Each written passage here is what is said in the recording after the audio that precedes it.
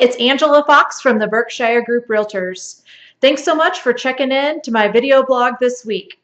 I just want to tell you I really appreciate all those topics coming and all the comments that people have been sending, so keep them coming and I'll keep the videos rolling. Today I really wanted to talk to you about the important parts of a home inspection if you're a buyer out there in the market. So today is going to be part 1. I've got 5 questions I want to answer. Today I'm going to answer questions 1 through 3. So the first thing is, keep in mind as a buyer, you're doing that inspection for your own due diligence. So that's going to be your cost, but it's going to pay for itself time and time again because you're really going to get a good sense of what is or isn't wrong with the house and what you are purchasing. So usually you're going to have a general inspection, and that's going to be anywhere between $300 and maybe $500. It's going to depend on the age of the home and also the square footage of the home. The second question I get is, do I just do a general inspection, or what type of inspection should I do when I purchase a home? So there's a variety of inspections that you will want to do. The first one is that general inspection, and you're going to send the general inspector over there, and he's going to definitely take a look at the house.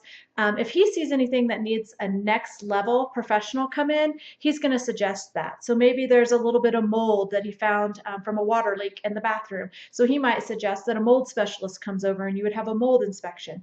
Maybe he took a look at the roof and thinks that an actual professional roofer needs to come over. So that would be a next level inspector. So you have the option to have a roof inspection as well.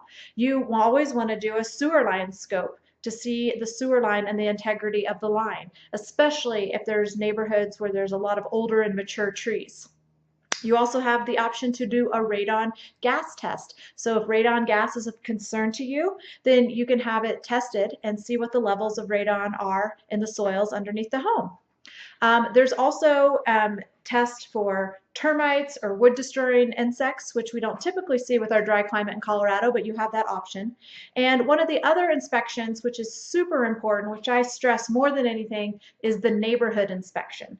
Your inspection doesn't have to be just for the mechanicals or the electrical components of the house, but the neighborhood.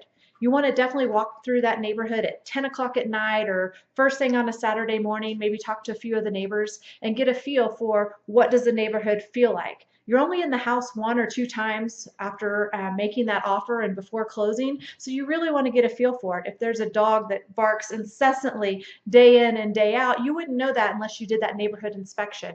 And doing that neighborhood inspection is so important, but it's also a way to protect your earnest money, and you have the right to terminate the contract if those inspection findings are not to your liking. The next thing I want to talk about is, what is an inspector looking for when he's going through the house?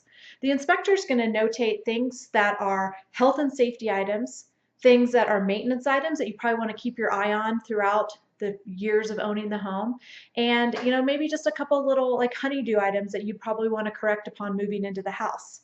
The one thing about the inspection is when we go and look at the house and you fall in love with it and we write the offer, you might think the kitchen is beautiful and there's new granite and new cabinets and new hardwood flooring, but we don't know what's going on behind the walls. So what the inspector is going to look at is, how is the electrical? How's the water pressure?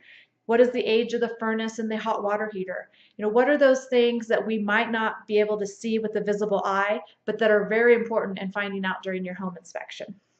So I hope that was very, very beneficial so you can understand a little bit more about the inspection process. If you have any questions at all, please reach out. If you have real estate needs for yourself, friends, or family, I'd love to hear from you. Again, it's Angela Fox with the Berkshire Group, and you can reach me at 303-246-6629. Thanks for watching.